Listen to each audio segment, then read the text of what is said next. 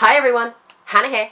Welcome back to my channel for another video, and today's video is the next video in my Let's Talk About Baby series. I am super excited to film this video because this video is a collaboration with the beautiful and wonderful Kate over at Kate and the Twins. She is a mum of, as from her title, twin girls. They are 18 months and their names are Dottie and Margot, and her video is going to be talking about breastfeeding, while my video, as you can tell from the title, is talking about bottle feeding. So if you are unsure as to whether or not you want to bottle feed or to breastfeed, then please go over and check out her video. I will leave the link in the description below. If you have come over from Kate's channel or are new in general, hi, my name is Hannah. I am a stay-at-home mum to 4 girls, AD who is 7, Elena who is 2, and my twins are Aria and Alyssa who are 11 months old. Let's start talking about bottle feeding.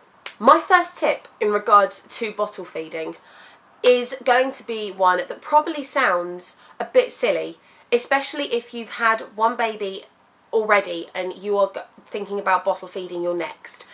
But it is a tip that caught me out, I will admit, and it is don't stockpile one type of bottle. Now, this is where I got caught out because I have breastfed my older 2 children, but I also bottle fed them as well.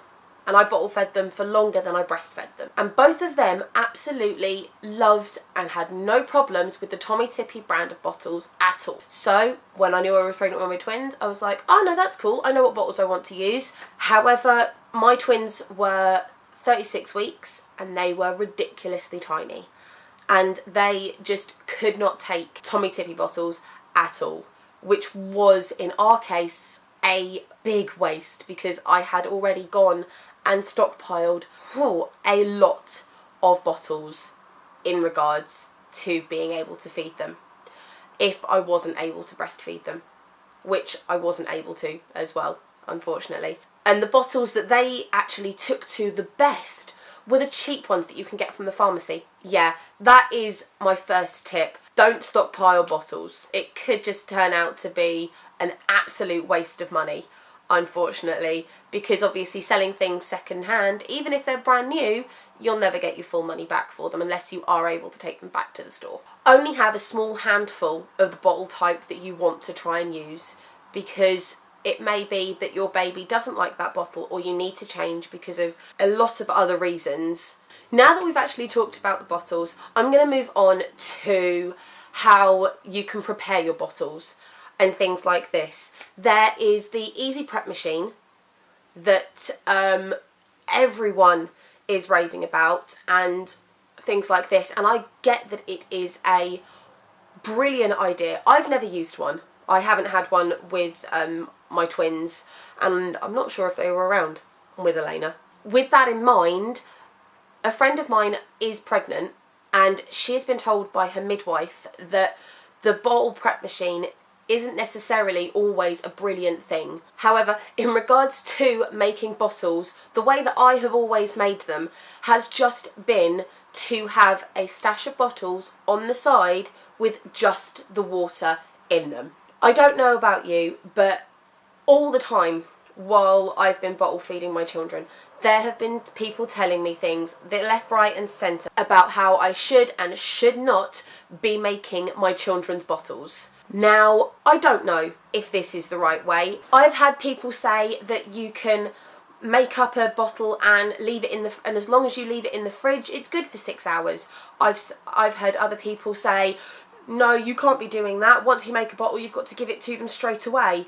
And then I've had other people say that once you've made a bottle, it is good for 2 hours, but after that, you can't use it. I have gone by the 2-hour rule, so that if I make a bottle and my baby doesn't drink it all, they've got 2 hours from when I first made that bottle to finish drinking it. After that, unfortunately, then I would make them a fresh bottle. But the way that I have made that a bit easier on myself, and I've also found this amazing for when I was making my night feeds, especially with twins, is that in my kitchen I have a stockpile of bottles that are not pre-made up, but they are clean, sterilised bottles that have got fresh water in them. So by that I mean I have about 3 feeds sat in my kitchen that have the right amount of water in them, and the water is then cooling and it is absolutely fine to feed my baby. We have done this since we've been bottle feeding our twins, and it has been absolutely brilliant. Also, in conjunction with that, I haven't gone and bought a fancy bottle warmer for my bottles either. I've just had them, as I said, I've had this water ready for me in the kitchen, and I've just quickly boiled the kettle, and when I've needed to reheat that bottle, I have just put it in a saucepan full of water for about 2 minutes to warm that water up, to then put the powdered milk in, mix up the bottle, and then give that to my baby. And we have found that that has worked absolutely brilliantly for us. Another thing that I found absolutely brilliant in regards to the night feeds, which then I just kept using during the day and things like this as well, even when we were at home sometimes, and especially when we were out and about, is that I use powder pots, so that I just measure up the amount of milk that I need into each of the pots, and then I have it next to the bottles. There are quite a few different brands, and there are multiple ways that you can get powder pots. I've seen ones from Mam, which are a little triangle, 3 compartments that you then put your powder in and you just tip it out through that way. And I've seen ones that are a stack of pots with you then change which pot you need in the stack. However, the ones that we use are, as you can probably guess, Tommy Tippy. And I prefer these ones only for the fact that they are just small individual pots like this that you can fit 8 scoops of powder in. You do have to tap the powder down to get it all to fit, because that's one thing that some of the other mums that I know had issues with. They were finding it really hard to get 7 scoops in. But if you tap it down on the counter to get the air out, then you can get 7 to 8 scoops in these pots. And if you are using the Tommy Tippy brand of bottles, then they do sit in the bottle, so you can just have the whole feed ready. And even if you don't, like we didn't in the end, I've loved these because the hole at the top, so that the powder actually comes out of, fits into our bottles. And our ones are only Boots. Boots cheap bottles are what we now use, and they have a really small neck. And this is a perfect way to make it so that I can just measure up the powder and put it straight into the bottle without spilling it, without everything else, and I know that I've put the right amount in.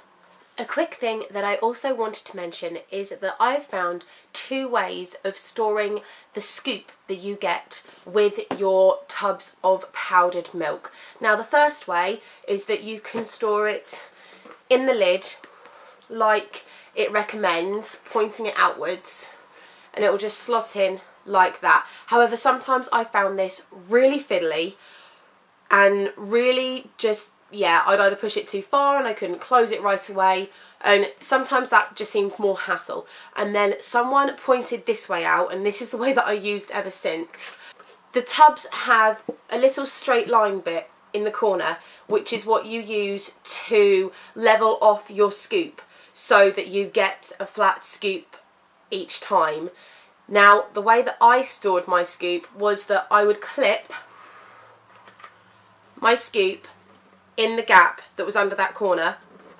It would rest on the straight line, and then it would just sit there in the middle. So it was easy enough every time that to close, and then when I opened it, it was a simple grab. The next thing in regards to bottle feeding that I wanted to talk about was pre-made formulas. Now, these can be absolutely amazing things to have, and also by having these, I found that my children were better and were okay with having a cold bottle as well, so that if they did leave it for those 2 hours, that's how I knew that they were still okay to have a cold bottle, which was amazing. I didn't have to worry about keep reheating a bottle, which I'm not 100% sure you are meant to do. Pre-made bottles were a brilliant thing that I've had in my house. I haven't had them in my house for a little while But when my twins were younger and they were going through bottles left, right and centre, I loved having a stash of pre-made bottles in my cupboard, because if I was in the middle of a night feed, or if I hadn't made up enough bottles and I was caught off guard and I didn't have half an hour to wait for the hot water of my freshly boiled kettle to cool down, to then rapidly cool that bottle to feed my baby, I could just get out the pre-made bottle, put it in their bottle, heat it up if need be, and once I learnt that my babies liked it cold, just give it to them straight, and they were fed. It was absolutely amazing, and I loved pre-made bottles in regards to bottle feeding. I also quickly want to talk about sterilising bottles in regards to bottle feeding as well. There are 4 types of sterilising bottles that I am aware of, and one of them I actually wasn't aware of until a friend of mine actually told me about it. The first way is a big one, an obvious one, you'll see it everywhere, and it is the electric steriliser. Now, in regards to brands, you can buy the one that is the brand for your bottles, but as I said earlier, we use Boots brand bottles now, and we still have our Tommy Tippy electric steriliser, which we are able to use with our Boots bottles as well. So don't think that you have to go getting the steriliser that works with the brand of bottles that you've got, because as far as I'm aware, it might mean that you might have to do a different type of loads or how many bottles you can fit in, but most sterilisers, at least electric ones, I think, will fit most types of bottles in as well. That point works along with the second way of sterilising bottles, which is a microwave steriliser. Now this one might be that if you want a microwave steriliser, it will be for the brand of bottles that you buy, because obviously they are then designed just for the height of the bottles you use. There is another type of microwaving steriliser that you can get, and this one I found out when I was in NICU with the twins. It is a bag that you can purchase that you can get about 20 uses out of. If I can find a link to show you some, I will link it in the description below. And it is exactly the same principle as a microwave steriliser that you can buy from the brands. You will just wash your bottles up, put them in the bag, put a bit of water, put the right amount of water in the bag, and then put it in the microwave for the set time, which again is another fast and easy way of cleaning your bottles. The last way that I got shown to sterilise bottles is a very simple way, but I don't know how effective it is, even though my friend did do this for quite a while and things. But it is literally just that she boiled a fresh kettle, she took that water, she filled up the inside of, after she'd washed her bottles, she filled up the inside of the bottle right the way to the top, put the lid on, put the cap on the bottle, gave it a little shake, and then just left it on the side and for the water to cool, and then she tips the water out to make a fresh bottle. And by that, the inside of her bottle was then clean and sterilised as well. And she got told that that was okay to do from when her little boy was in the hospital. So if you're in a rush, or if you only need one bottle done, that is another way of making sure that they are clean. The last thing I want to mention in this video is breastfeeding pillows. Now, by their title alone, you'd think that you wouldn't be able to use them for bottle feeding. However, that is not what I have found at all. Even with a singleton, you would be able to do this. However, I more used this with my twins because I couldn't obviously cuddle them both at the same time and feed them. I used a twin breastfeeding pillow. I curled both of them up and then I sat with them while I fed both of them. And this is something that you could do even with a singleton as well. If you needed your other hand for something else, or whatever the case may be, you could still use a breastfeeding pillow to snuggle them up in so that they have that feeling of being safe and secure in the pillow, and then you can still feed them with it. One thing also that I will mention that I know is very controversial when it comes to bottle feeding is bottle propping. Now, I will put my hands up, I have done this, and I've done this with all of my children. However, I have never left the room while I've been bottle propping while my children could not hold the bottle on their own.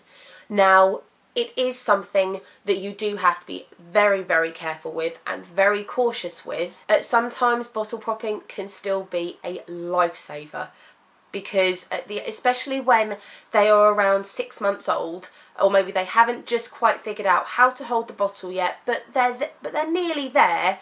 And it is that they are having their bottle. I found as long as I'm in the room with them, but that might just be because I'm a bit of a worrier, that I was able to bottle prop them, so they were having their bottle, but then I could still get on with things around them and get things done. They were some tips and information that I have picked up on bottle feeding, and I just want to say that no matter how you choose to feed your child, whether you are bottle feeding them or whether or not you are able to breastfeed them, there is no right or wrong choice. And whichever way you choose, you are not alone. I hope that you've liked this video. If you did, please give it a big thumbs up for me. If you're new here, please hit that subscribe button. I would love it if you stuck around. I am daily vlogging our lives at the moment, as well as bonus videos like this one, and there are some more in my Let's Talk series coming, ranging from a wide of different topics in regards to babies and small children. So please, we would love it if you did stick around. If you've got any tips in regards to bottle feeding, then please drop me a comment down below. I would love to know how you've bottle fed and what has helped you. Thank you all so much for watching, and I will catch you next time. Bye guys.